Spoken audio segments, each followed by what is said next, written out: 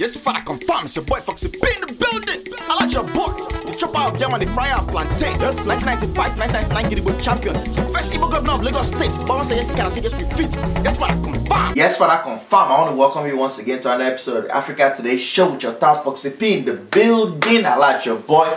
Chopper of them on the fryer of plantain is 1:30 a.m. March 6th, the day of our Lord 2018. Confirm. This is the third month of the year, ladies and gentlemen. Oh, this year is running race. This year is like Ben Johnson when he has drank good Gary. I'm talking about the Gary that you can put all kinds of malam sugar, all kinds of granite inside, and you put some cowbell milk inside. Confirm. This year is tearing race. Anything that you plan to do 2018, do not press pause, no wait, because this year is running fast. I want to give a shout out to my boy Casey, who reminded me something I have to do every single episode that I'm shooting. I have to let people know. Number one, very important, our scholarship is still out there. You have to go and apply. All the young students that watch this show, if you're a college student, please go and apply. Go to africatodayshow.com/scholarship.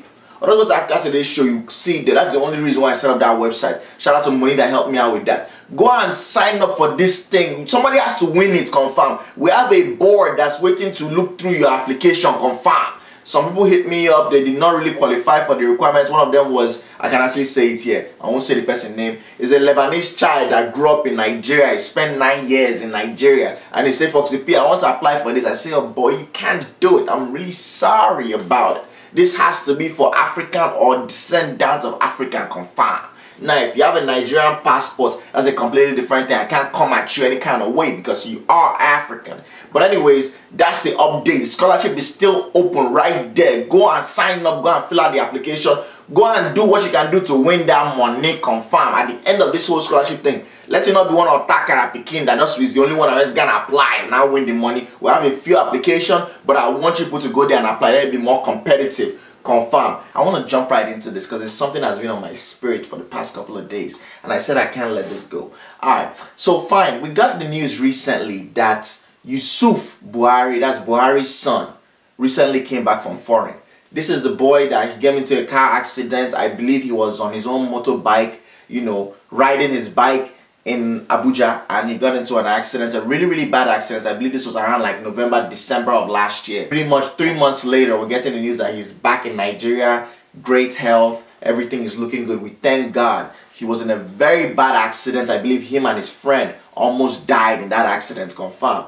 So now we're getting the news that he's back. We thank God. We saw Buhari celebrating on the return of his son. It's a beautiful thing. We should always thank God whenever somebody is saved from death. Now, let me get to the point of why I want to talk about this. The fact is this. We have a country in which things happen and they don't like to tell us what. Till today, our president left the country for almost a year for treatment. Treatment for a disease that till today we don't know what he went for treatment. Now we're seeing that his son is back. There was a complete media blockout. There was no way for us to know what exactly happened. Now you can make the point that it's a private thing. We don't have to know what's going on with the president's children. Yeah, I agree with that. But the day that you come out and tell us to come and pray for the safe return of your child, you should also tell us what happened, what kind of injury. And not only that, tell us where he went for treatment. Or why is it that you don't want to tell us where you went for treatment? Is it because people know that the average Nigerian cannot afford to send their pikin out of the country when they get injured? Is it because you know that we don't have access to all those private jets that can use and just fly pure to go to another country for healing? These are the things that I want to bring up, ladies and gentlemen, because it's very comical to me when you have a president who ran off of the fact that he's a regular person, who ran off of the fact that I don't have any mansions, I don't have any private jets, I don't have any big cars, all I have is just 100 cows. And look at me, I'm just a simple, humble man. All of a sudden, we're seeing all kinds of things. I don't know whether you could remember some of the little things that they did where they slipped up a little bit when he first became president.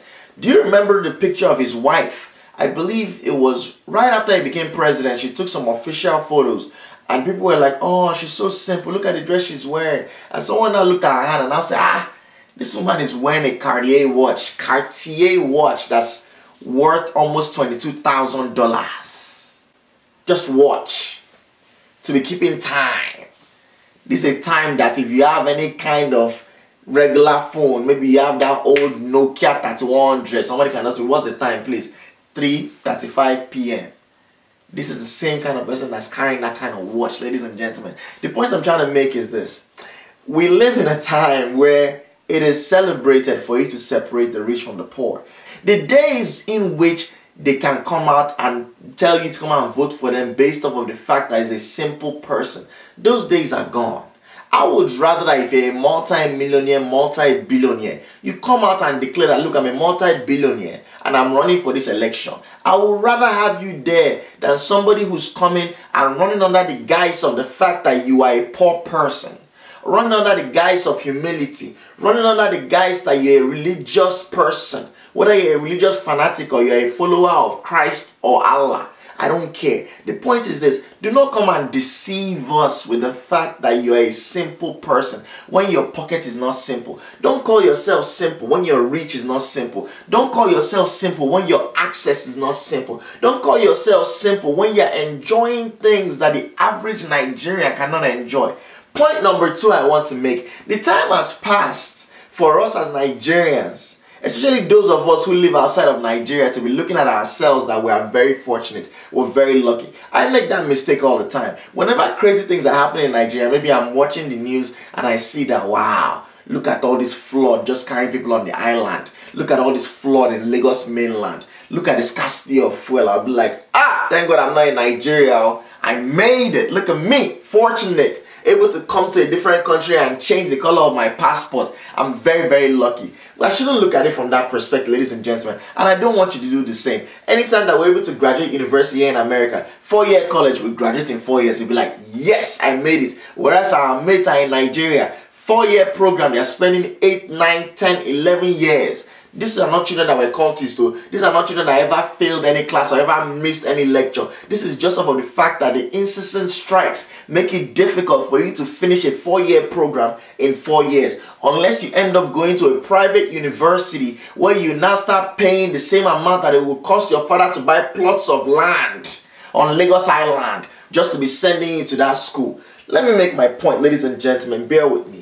It is time that we stop looking at ourselves as being the fortunate ones because we're able to escape from all of those things that the people back home are still suffering. The fact that I can just go to my tap, on it, cold water, hot water. The fact that I can on my light like this. Do you understand that there was a huge winter storm this past weekend here in Baltimore, Maryland, where the wind was blowing any single way? I live in a place where our utility is called BG&E, Baltimore Gas and Electric. They have about 1.2 million customers. I used to work for them before, so I know this information firsthand, confirmed. They had about 1.2 million customers. About 300,000 lost power, because you know whenever there's a wind situation, people don't know this. They always think that the rain is the one that causes NEPA to take light or causes you to lose electricity. That's very minimal. Even the snow is very minimal. The main thing that you have to worry about is wind. Why? Because the transmission of power usually comes from the generating plant. It comes to a substation that now brings the power down. That's the step down. When you study physics in Nigeria, that step down transformer, confirmed. So it comes and steps down, and that's where it now distributes into your street. That's the distribution of electricity, confirmed. So those power cables that are delivering power across the transmission lines, I'm talking about the ones that are bringing the power from the generating plant. Those are the ones that one set of power cables or transmission lines can be serving a whole county or a whole city. So it can be serving about 100,000 to 200,000 people. You understand? That's the main line. And once that breeze blow and that pole fall, you know what I'm talking about. I'm not talking about the small electric pole. I'm talking about that big mast that just come together like this, looking like something from Wakanda, confirm. Better than watch that movie, Black Panther. The point I'm trying to make is this. Wind is the biggest thing that always discourage and disconnect electricity, confirm. So they lost power, 300,000 people, a quarter of the people that this utility serves. But ladies and gentlemen, you know what they did? Every single day, I'm talking about this is just Saturday. Every single day, they are coming with their truck. They are going house to house. They're knocking on door. How far? How's everything looking? What's going on? Do you people need generator? Do you have any old people in the house that are on life support? Do you have anybody that needs oxygen? Can we transfer them to the hospital? Can we transfer them into a place where there's actually power? Can we come and install a generator for you? Every single day, one after the other, till they now reinstall light to most people. At this point I'm talking to you, perhaps maybe 30 to 60,000 people are the only ones that still don't have electricity. This is something that happened just on Saturday, ladies and gentlemen. And when things like that happen, when they are able to recover that electricity so quick, me myself, I'm always excited. I say, I'm so happy. God has blessed me for me to be in Obodo Yibo and enjoying this life. Now let me break it down to you so you understand where I'm coming from with this. I should not be celebrating the fact that I'm in another man's land, enjoying the things that this other man's forefathers were the ones that now created for them. Confirm.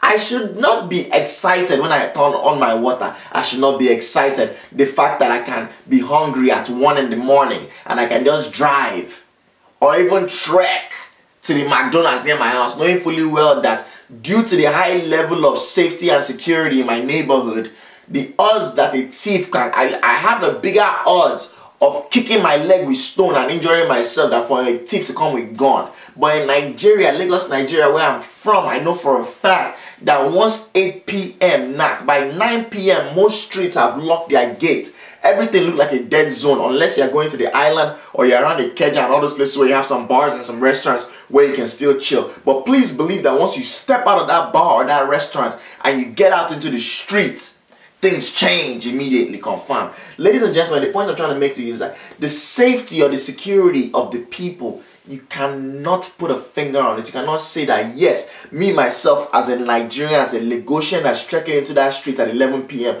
I will make it to my destination unscathed. It's impossible for you to say that. You cannot even guarantee yourself your own safety, not to talk about your children or your wife. The point I'm trying to make, ladies and gentlemen, is this. It is high time for us, not only Nigerians but also Africans who live outside of Africa, to stop thinking about ourselves as being fortunate, as being lucky, as being the saved few. We have to start thinking about ourselves as people in exile. Because let me tell you why. I am from a country where the average weather condition on a given day, Nigeria, in 365 days, you expect at least 300 to 360 days of pure sunlight. Confirm. I come from a country in which the weather does not waver. If it gets too cold, pata pata, high 60s. You understand what I'm saying? If it gets too hot, pata pata, mid 90s. The weather is a perfect weather for you as a human being to enjoy your life. You can wear your singlets, you can wear your short knicker year in, year out. Don't bother about when people in Nigeria be shouting that Hamatan is too cold. That cold that they have during winter time, if we have it, they'll say it's unseasonal. Oh wow, while dealing with record highs right now. Don't worry about the time when people in Nigeria be complaining that the heat is hot. Confirm. We have the Atlantic Ocean that's giving us pure breeze that's blowing. I'm talking about the land in which you can just... I remember when I was small, the land inside our yard was so fertile that after you finish grinding pepper, to do and do moi moi every Saturday. You know, I live in a house where we have regimented food that we eat. Saturday night is moi moi and akamu. If my mom still wants to switch it up, she can put custard for you. And then on Sunday afternoon after church, we're eating rice and stew. Confirm. If they are making that stew or they are making that moi moi and they are doing the pepper, by the time they cut open that pepper and they bring out the seed, they wash the pepper. That water of the pepper, they'll give it to me. Go and pour it outside. I'll take that time. I'll go and pour it outside. Ladies and gentlemen, in less than 2 days, some things will start germinating. I'll be like, what's this? Pepper. Pepper is coming out of the ground. That means I did not even have to plant it. I did not even have to put special soil. I did not have to do anything at all. This is the soil inside of my house. It's not a farm. There is no humus or any kind of clay soil. There's no kind of loamy soil there. This is just general sand. I just pour that in there and it germinates. That is how God has blessed us. I mean, are you talking about the natural resources that we have? Are you talking about the oil? Are you talking about the limestone? Are you talking about the people that God has given us? There's nobody that works hard. You think Americans here work hard? People have 9 to 5 job. They can barely get to work at night. Me, myself, I'll say too, I can barely get to work at 9 o'clock. And guess what? Once 5 o'clock knock like this, pop, everybody's leaving. Are you going to compare us with all those mechanics that before you even wake up in the morning, you just hear, bah, bah, bah. Like, God dang it. This panel beater just want to kill us. 6 has not even knocked. This guy is already working. And that guy is going to work from 6 in the morning till 11 p.m. Day in, day out. The only time you ever see him take a day off is either if it's Sunday and he's going to church, or maybe Saturday and one of his fellow panel beater, they are doing naming ceremony for their pikin and he has collected ashwebi that he's going to wear. Which, let me tell you right now, ladies and gentlemen, he's going not from his house to that event, from his workshop. You know what they say in Nigeria? Now, when person they work, now ain't they chop. That's why they call them workshop. Confirm. Ladies and gentlemen, you're talking about people that work hard. Multiple jobs. You're going to be hard pressed to find an African in Africa that has only one job. Ever since I was born, none of my parents had only one job. What am I trying to tell you? My father was working in bank. At the same time, he's delivering computer to different clients. At the same time, he had computer school where he's teaching people Microsoft Excel. At the same time, he has cyber cafe where people are logging in and checking their email. Remember back in the day now, when somebody will tell you, but where they go now? They go cyber cafe. You're like, hold on, I beg. Man, give me my email and my password. Let me check my email, I beg. If you see anything, print that for me. Say print, get 10 naira a page. Give me money. No printer. Just read that. Tell me waiting and talk, I beg. Help me. Back in the day, I mean, you're talking about my mother. My mother was sewing cloths, had tailoring. She had her own fashion design shop. At the same time, she has 4 restaurants. At the same time, she's reverend in Methodist Church. The hustle was real. I'm talking about people that are upper middle class, that are relatively comfortable enough that when I was coming to America, my father was able to sell 2 plots of land. He didn't have all that money in his pocket, but he said, you know, my son, you're an investment. That's an Igbo man for you. They always want to let you know. Don't ever forget it.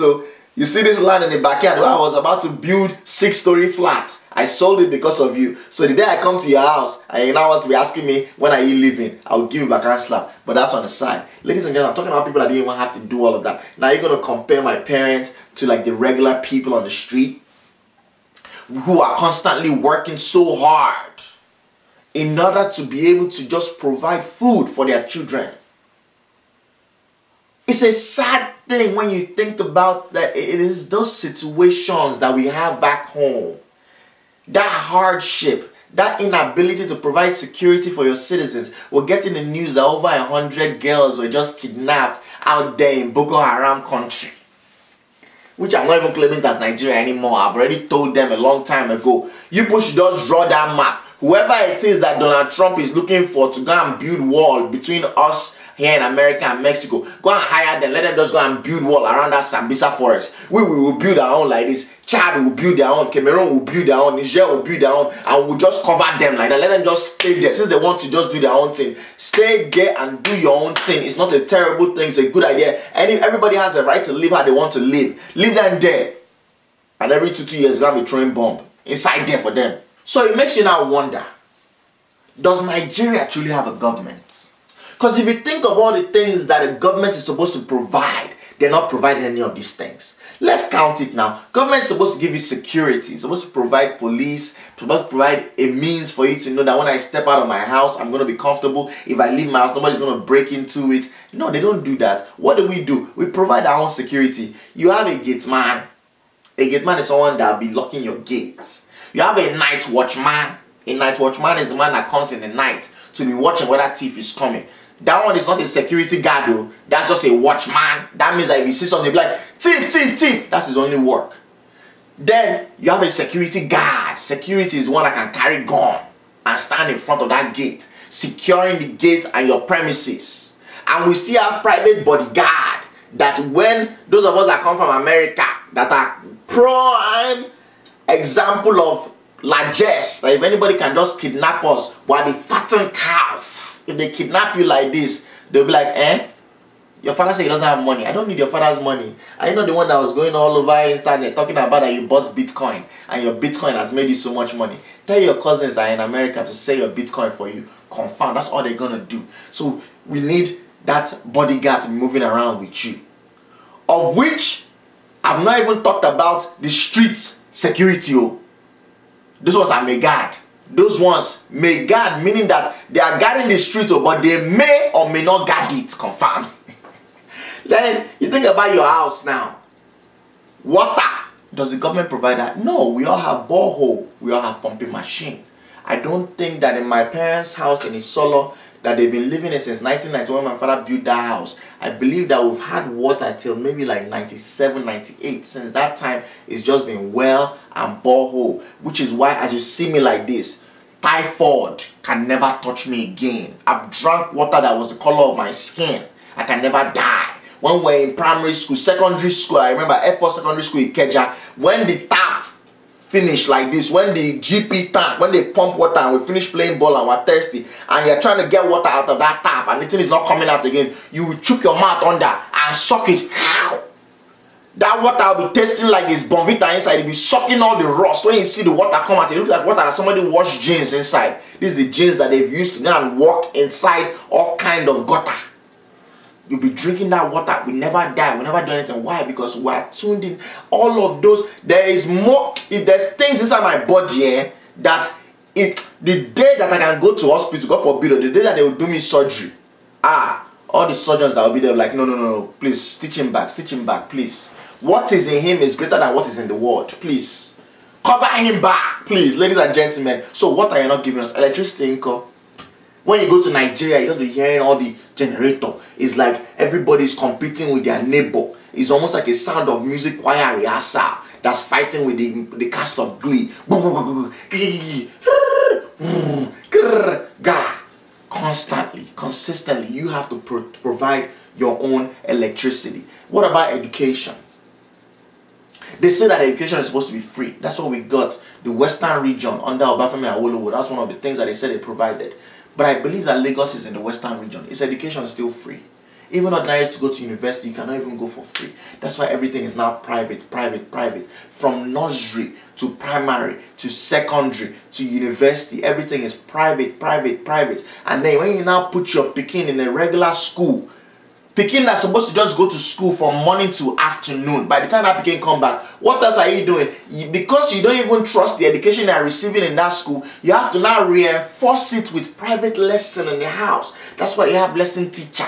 Or are we talking about the students that are going to school? I remember when I was going to school preparing for SSCE.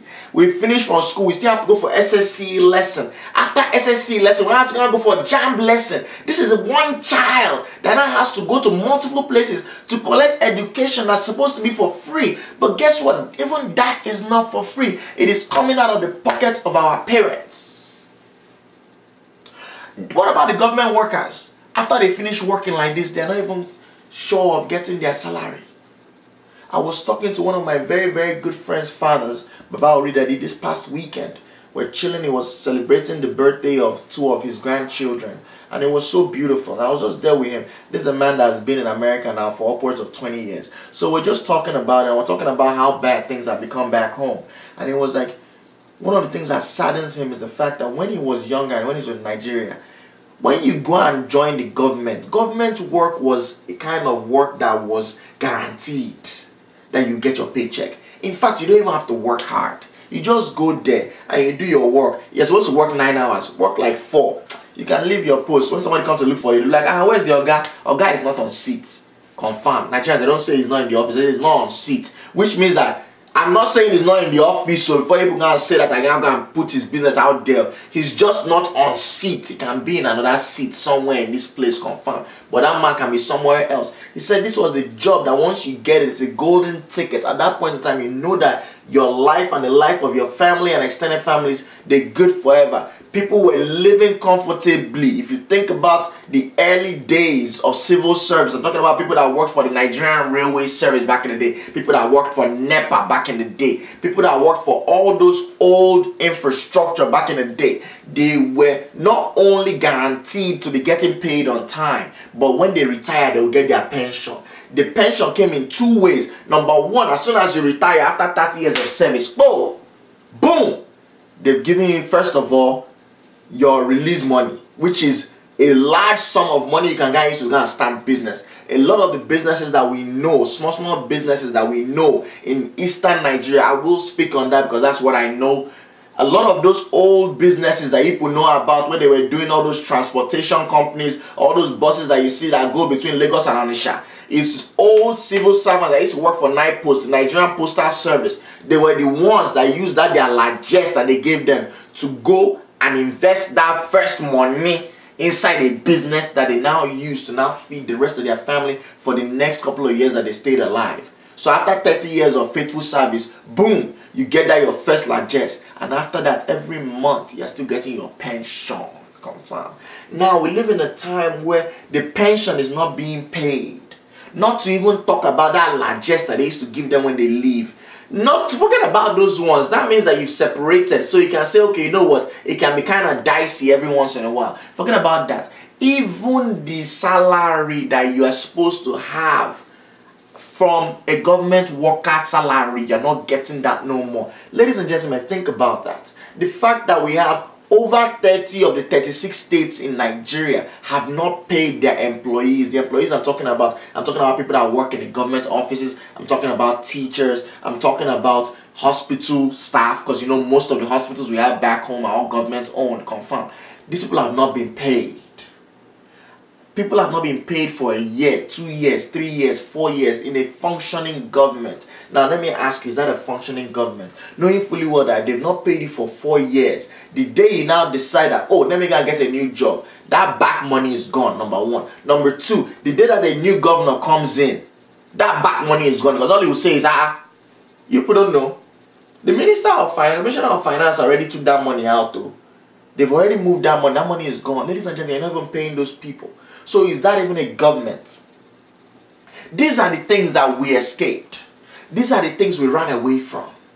But we have to always think about ourselves. Like that proverbial Sankofa bird that flew away, but at the same time was looking back to see what's going on back there. Because in the history of this whole world, ladies and gentlemen, do not forget this. In the history of the world, the only people who have come to truly help those that are oppressed are those who used to be oppressed before but were able to flee into safety but looked back. Look at the history of this world. You want to start with the Jews? Who do you think established Israel for the Jews that went through what they went through in Holocaust? Do you think it was those ones that were suffering? Those ones that barely made it out of the gas chambers that Hitler was trying to kill them? Do you think they are the ones that now went to go and buy land in Israel? It wasn't them. It was all of the big former Jews, people that have been oppressed back in the day. I'm talking about the old Jews who had been oppressed in old-time Russia, who had been oppressed in old-time Poland, who moved into France, who moved into the UK, who moved into the US in the 1800s and the early 1900s. They were the ones that now raised the money and said, people are suffering too bad. Let's go and collect that land, that promised land. I'm not going to get into an argument whether it was right or whether it was wrong. I don't care about that for the purposes of this video. What I'm trying to say is they were the ones that went and did that. I went and set up that place and gave them the funding. If it wasn't for the amount of fundraising that was and is still being done today in America by the Jews that live outside of Israel, Israel would not exist right now, ladies and gentlemen. Or do you want to talk about the other countries? Do you want to talk about the people that fought for most of the independence as we know it in Africa? Do you understand the fact that most of them were people that left? If you look at the educational background of most of the leaders, whether you're talking about Nnamdi Azikiwe, whether you're talking about Kwame Nkrumah, across the board, these are all people that left but looked back. I'm not saying that we have to move back, ladies and gentlemen, but we have to have the same mentality that those great people had. What was their mentality? We are in exile. I left my home country not because I wanted it, but because I had to. I left it for survival. I did not leave it for another man's land to go and enjoy and just stay there. I left it so that way I can do better, so I can turn around and help. And I'll tell you a secret, ladies and gentlemen. You people don't even understand it. You people right now watching this video are already doing what I'm talking about. They said that Nigeria right now is ranked top 5 in the world in the countries that receive money from outside Nigeria. When I say money from outside Nigeria, I'm not talking about United Nations, UNICEF, I'm talking about World Bank, IMF. Fuck them. I'm talking about we, that go to Western Union and send money. We that go to MoneyGram and send money. We that when somebody is moving back to Nigeria, we give them, yo, take this $500, please help me and give my mother. Hey, take this $200, help me and give my brother. Do you know how many people's school fees I'm paying? Do you know how many people's school fees you yourself that are watching are paying? Do you know how many people in America here that are working multiple jobs? God bless my Uncle Larry. This song that, Jesus Christ. I know I'm saying a lot today, but I want you guys to bear with me because this thing touched my soul. This is somebody that I know for a fact. Back in 2002, when I first came to this country, was making over $120,000 from his job. But guess what he went to do? He went to get on that job. This is the first person I ever seen that did this thing I'm about to explain to you. He worked the first job 6 a.m. till 3 p.m. Rest, and around 5 he go on night shift. Work from 5 p.m. to 1 a.m. Sleep for a few hours. Repeat. Monday to Saturday. The time that man had a nervous breakdown, he could not work for almost 3 months. Working 2 jobs that are over 6-figure paying jobs, because he told me something. He said, one of the salaries for my family here, the other salary is for the extended family back home. Do you know how many of our parents are doing that? A lot of the times you see our parents here in America working multiple jobs. You can see them, they have a job where your father is working as a nurse or an adjunct professor in school, but then at night he's driving cab. If you look at your family, look at the way you guys are living, the fact that both your parents are working, you should be able to think about it as an adult child and be like, I think that this main job that my father is working should be able to take care of the bills in this house. But it's not just about you guys. He is not only taking care of himself and his family here, he's taking care of an extended family back home. And I'm talking about, you know, our parents. Now, most of them come from polygamous families. My mother has 20 brothers and sisters. Confirm. If you now times the number of children, the average family in Nigeria has what, like 4, 5, 6 children. So if you times that, that means they are here and they are supporting 5 siblings, a mother and a father that's back home, plus multitude of nephews and nieces. And the phone call never end. I remember back in the day when phone would be ringing like this. Once you see a Nigerian call like this, Uncle Larry's wife will say, don't, please let him rest. He'll call them on the weekend. I would just write down the number. That was my job. I'll write down the number. I'll write down the number. Write down. Because I cannot even answer the phone and say, who is this? What message do you want to leave? I'll write down number. Write down. Religiously on the weekend, this man will go through and be calling each person. As he's calling them, he's making notes. Okay, this one $200. This one $300. Before you know what's happening, that Saturday he's sending almost $3,000. How much are you making? So we already are living as exiled people because all we're doing is turning around and sending that help back home, which is what we must do. But we have to take it up to the next level, ladies and gentlemen. And I'm going to break it down to you. I know this video is taking a long time, and I had said to myself, 2018, I'm not going to do long videos. But this thing had been in my spirit so heavy these past couple of days. I don't know where it came from, but I said, this light that has been able to shine on me, the main reason why we did Africa Today show is not just for us to be laughing all the time, but also for us to educate ourselves on the truth. And when that inspiration comes into my spirit, when I'm waxing on this level, ladies and gentlemen, knowing fully well that we're not doing the alcohol anymore. So you know this thing is coming from a state of mind that's pure, that's calm. But I wasn't rested. I was feeling agitated for no reason. And I'm wondering to myself that my life is good right now. Why am I agitated? Why is your soul troubled, my young boy? I said, no, you have to tell the people how you feel. If you look at most of the countries that were oppressed, I'm talking about Africa.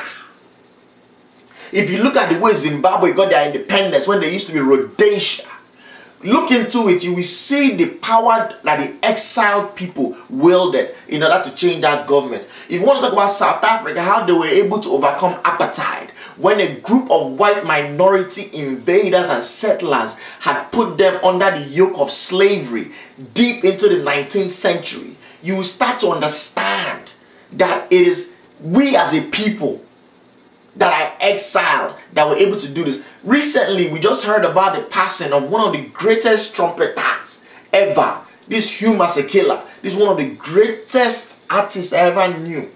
The album, the first time I really listened to jazz and I really enjoyed it, my father was playing that album on our way to church. And the tape said, Hugh Masekela, Exile.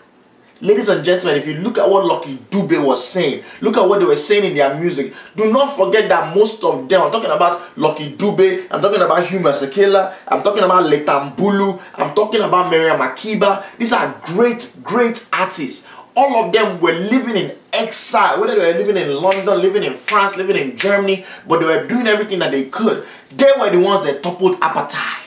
It was not the South Africans inside. Yeah, they had their agitation, but it was the outside. Now, let's flip it to modern memory right now. You guys understand that every single thing that happened in Iraq, that you could know of, that, oh, US went inside there to go and uproot them people that were there, uproot Saddam Hussein. Do you understand that it was the Iraqis that were in exile that started that whole process? Do you understand? And this thing I'm talking about, this thing is readily out there. Anybody that wants to go and investigate it, go and look this thing up, it's readily out there. Go and investigate a man called Curveball. That was his name. That was his code name. This was a guy who was an Iraqi guy that escaped from Iraq and came into Germany in the late 90s and was able to pass information, posing as a chemical engineer that worked at a Saddam Hussein owned and operated Iraqi nuclear plant, and told the German intelligence agency that he was a chemical engineer that used to work at a plant and he used to help them with their creation of nuclear weaponry. Go and look at that man's connection with the Iraqi people that were the Iraqi freedom fighters. That's the government in exile that was fighting to now topple Saddam, because Saddam was one that came in and toppled everything that they had, the old aristocrats. Ladies and gentlemen, the point I'm trying to make to you is this. By the time you look at that connection, you will see that they fed that misinformation, which they fed to the Germans now fed it to the British now fed it directly to the US, of which the day that General Colin Powell was sitting down in front of the United Nations Security Council and was making his speech, impassioned plea on why they have to go and invade Iraq based off of the fact that Saddam Hussein had weapons of mass destruction, he was using the sketches that this man created. The man was watching TV. This is an interview. Go there, go and look up the Guardian of UK, the Guardian newspaper, not the Guardian newspaper in Nigeria, Guardian newspaper in UK. Look, just Google it. The Guardian, curveball, like a ball that curve. So you can read this whole thing. The guy was watching it and he was like, dang, this is a story that I just told you, just so I can get my green card and everything else I need to enter inside this Germany, so that way I can just be here. This guy did not work in any nuclear plant. There were no nuclear plants there. He was a chemical engineer that graduated the last in his class. He had just been arrested in Iraq, and basically after this whole thing happened, after the invasion of Iraq, they were now able to tie him with a Free Iraq People organization that had been in exile, that was trying really, really hard to topple Saddam Hussein, and they've tried to figure out different ways, and people believe that that is one of the ways that they were not able to use to get rid of Saddam Hussein. The point I'm trying to make is that people in exile were able to do what? Create change. Now, I'm not telling you to go and fight. I'm not telling you to go and commit coup. I'm not telling you to go and start any kind of craziness, confirm. All I'm saying is this: if we as Africans that live outside of Africa can come out and become united, especially those of us that are young, who know that we are truly in exile. Our parents are in exile, they know it. That's why sometimes you look at their faces. They tell us all the time, oh, I just want to go and retire in Nigeria, I just want to go and retire in Ghana. But deep down inside, they know they can't. And it hurts them so much. The thought that they have in their spirit, knowing fully well that the day that they drop dead, they have two options. Either that their family will just bury them here, or they'll be able to scrunch together $10,000 to $20,000 to send them back. A life that you cannot enjoy while you are alive. You're not going to put your dead body inside that land, knowing fully well that they want to still be anchored in the land of their birth. Ladies and gentlemen, the changes that we have seen since the history of time have always been made by those in exile. As long as you strongly believe that you are in exile, you are here against your will, all things being equal, there's no reason why I should be in a place that's only warm for 3-4 months a year. There's no reason I should be in a place where, because of my skin color, somebody's going to be looking at me any kind of way. I cross the street, you cross the street. Anytime you see me, you're clutching onto your purse. I get into an elevator with you, you're looking away. I live in a place where nobody can say my name right. I look in a place where, because of the way I speak, everybody's like, ooh, what kind of accent is that? I live in a place where I have to explain myself every single step of the way. You go to go and apply for a job. during interview, they're asking you, do you have your papers? Whereas Tom, Dick, and Harry will have the whole interview. Nobody will even ask them any kind of question about their papers. Till they now even give them the job, so they still won't ask them about anything. 3 years later, they'll now be doing a small audit of HR. Come to find out that guy is a Canadian. He cannot even work here. Ladies and gentlemen, the point I'm trying to make is this. We have to, starting from now, we have to turn around and start making changes on the way we look at ourselves. Because we cannot live like this forever. We cannot be in exile. There has to be a change of our mindset. And how does that start? Number one, get involved in the politics. Know who is running for election. And not staying only president. Even your governor, even your local government area, start paying attention to these things. We should be the lobbyists. Look at what Cuban Americans are doing in Miami. Do you understand that Obama tried as hard as he could to change the way America has viewed Cuba for the past 40 years and failed mainly because of the lobbying by the Cuban Americans who said, "Lie, ye, we can never ever deal with Castro." What are we as Nigerians doing? What are we as South Africans doing? What are we as Zimbabweans doing? What are we as Ugandans doing? What are we doing in this foreign country?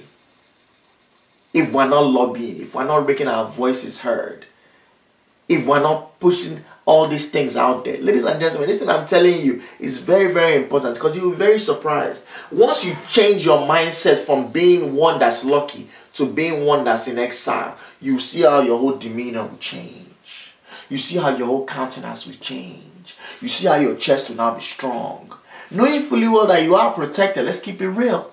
A lot of things that I'm saying on this Africa Today show, I will not be able to say it if I lived in Africa. That's a fact. But I live in another country and I have a different passport. So let's use that to our benefit. Let's use that to our strength. Let's push for changes that we want to see. Let's start making all this shit. And the first change we're going to make is this. If you yourself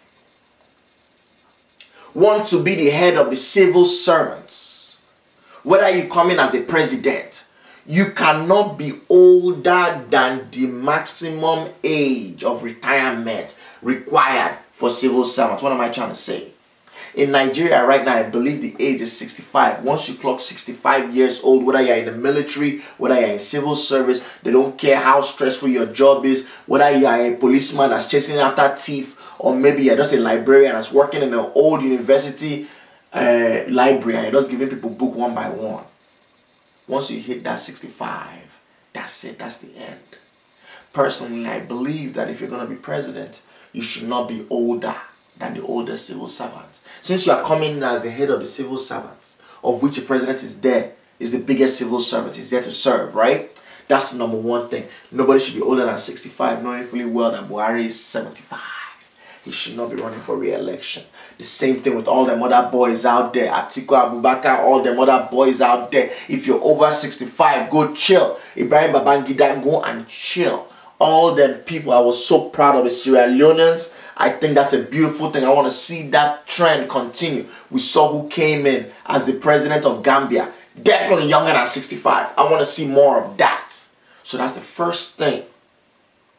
You cannot be too young to lead, but you can definitely be too old to take us to the promised land. Ladies and gentlemen, my name is Foxy P. I appreciate your audience. May I take care of ourselves. As at the top, whenever I end this show, the ginger remains in town.